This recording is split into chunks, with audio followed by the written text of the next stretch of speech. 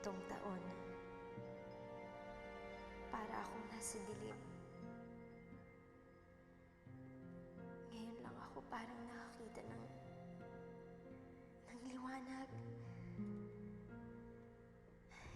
Kitagal kong hinintay na mangyari to. Malaya na ako. Malaya na ako.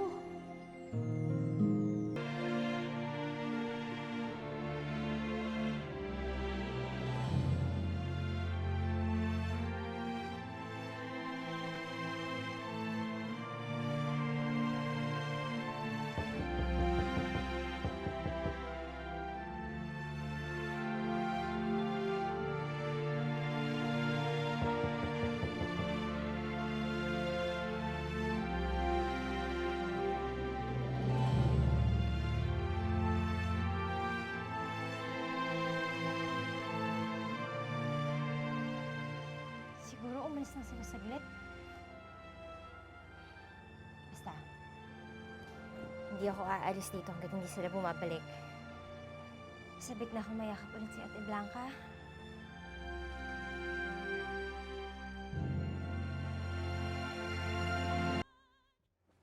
Ale!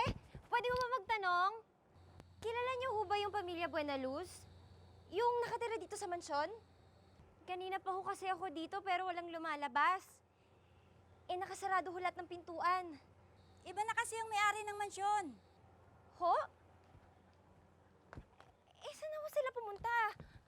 Pati kasama ho ba nila si Ate Blanca? Ah, yung anak ni Luis. Oo naman, nasa Amerika na sila. Ha? O sige ha, kasi sayang naman tong jogging ko. Nawawala tuloy yung pawis ko eh.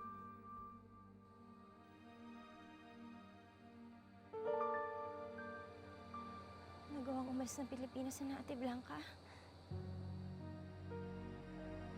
Kinalimutan at pinabayaan na nila kami ni Inay.